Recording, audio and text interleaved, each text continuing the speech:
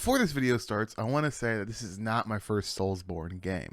I played up to the first boss in Dark Souls 2, and I beat a few bosses with help in Bloodborne. Dark Souls 3 was the first game that I sat down and wanted to fully beat. One last thing now that I've got you here, if you could, please like and subscribe. As I do this full time, it would help me out a bunch.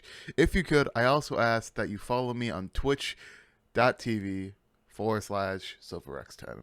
Okay, with all that out of the way, let's get on with the video. No matter how much I complain in this video, I want you to know that I love this game. I couldn't stop playing it at one point. I was fighting Yorm at 4 a.m. because I couldn't sleep due to the fact that I wanted to play this game. But just because I love this game does not mean that it does not have flaws. After all, nothing is perfect. Also, this should go without saying, but this video is 100% my opinion.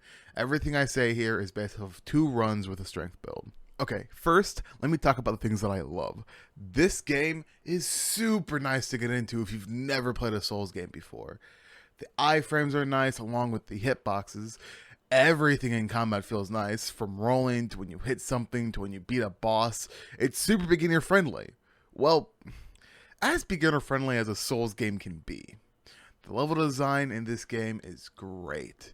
There were a few times when I was super confused as to where to go, all because I didn't look at one little hall. It's not bad though. The game is actually pretty lenient, and once you've seen where to go once, you know where to go every time.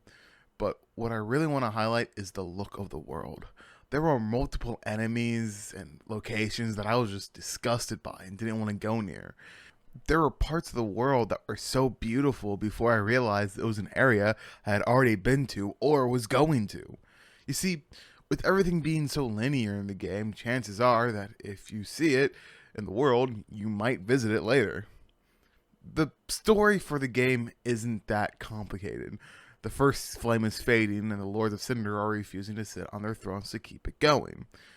So, it is your job to get them and bring them to their thrones and link the first flame, or let the flame fade. The story goes deeper with a rich lore that's scattered all throughout the game, with item descriptions and little details throughout the world. I haven't gotten fully deep in the lore, but if you want, I recommend Vaati. They make lots of videos of the secrets of and lore of all the Souls games. Okay, on to what the Souls games are famous for. The bosses. These guys are brutal. Well, some of them are. If you're new to a Souls game, they're hard at first. I remember that the first boss took me roughly 7 tries before I beat him.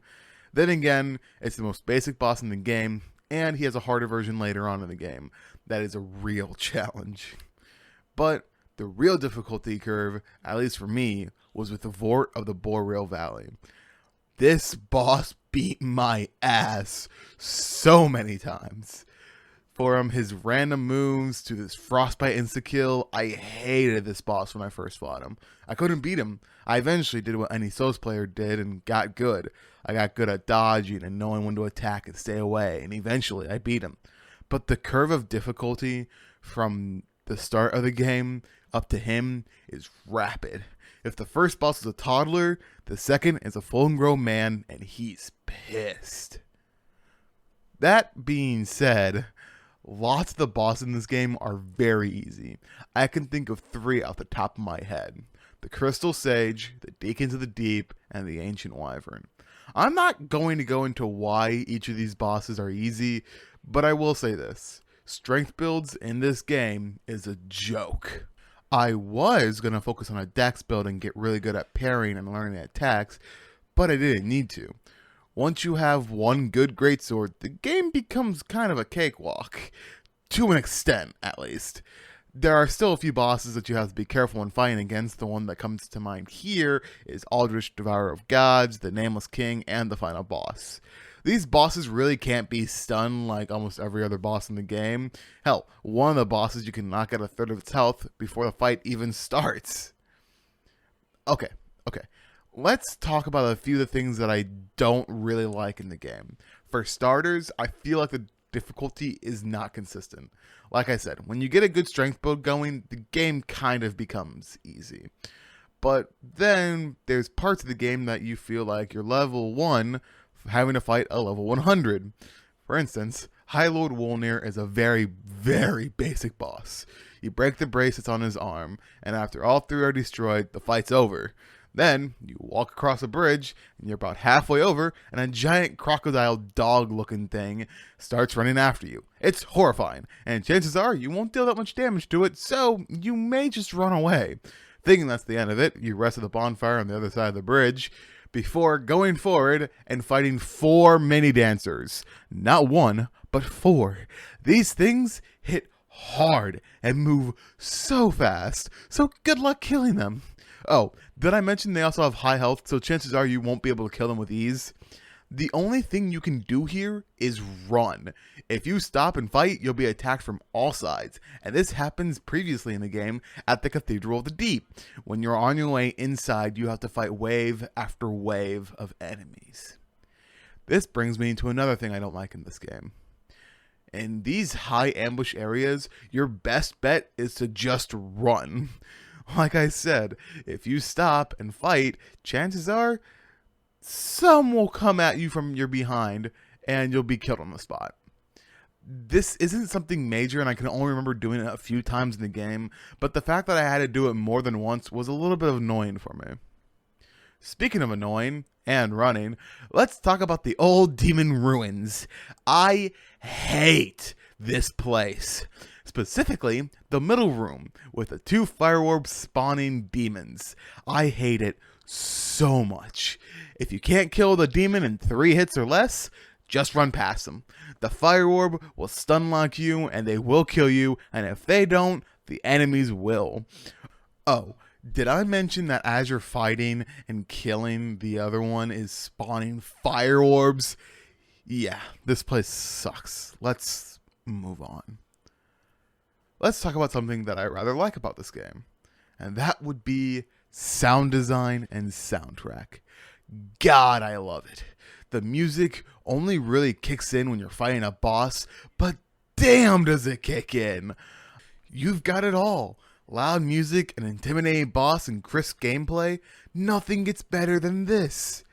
Oh wait, yes it does! When the music isn't playing and you're left with these ambient sounds of footsteps and people groaning, it's creepy and really makes the world feel alive. It makes the world feel like it's a place you'd actually hate to go to.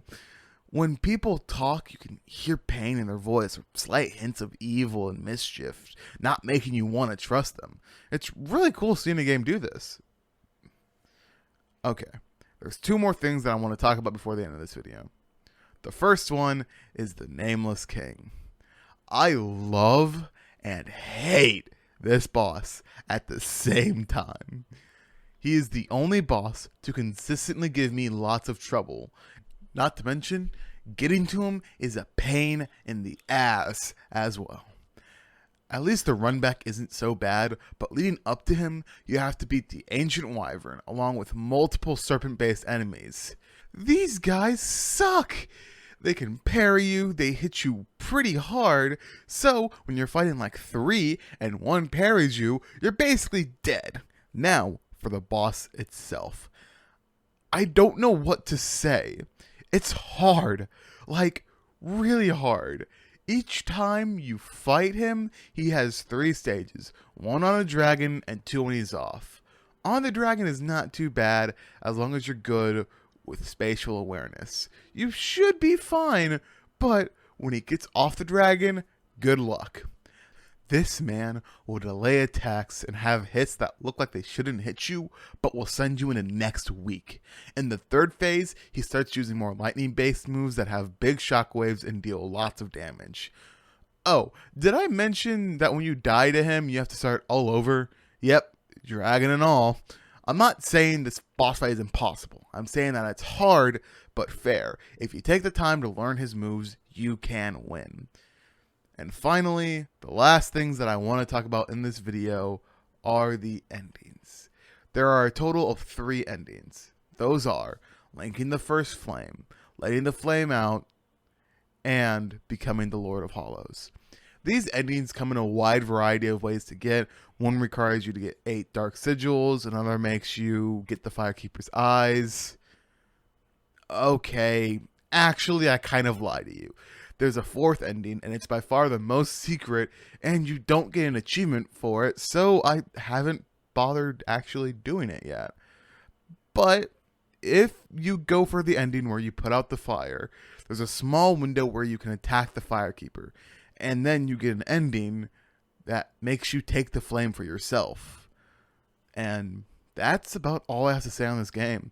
All in all, I loved it, flaws and all. If you like this video, please share it and watch my series where I play through the game. I want you guys to have a great day.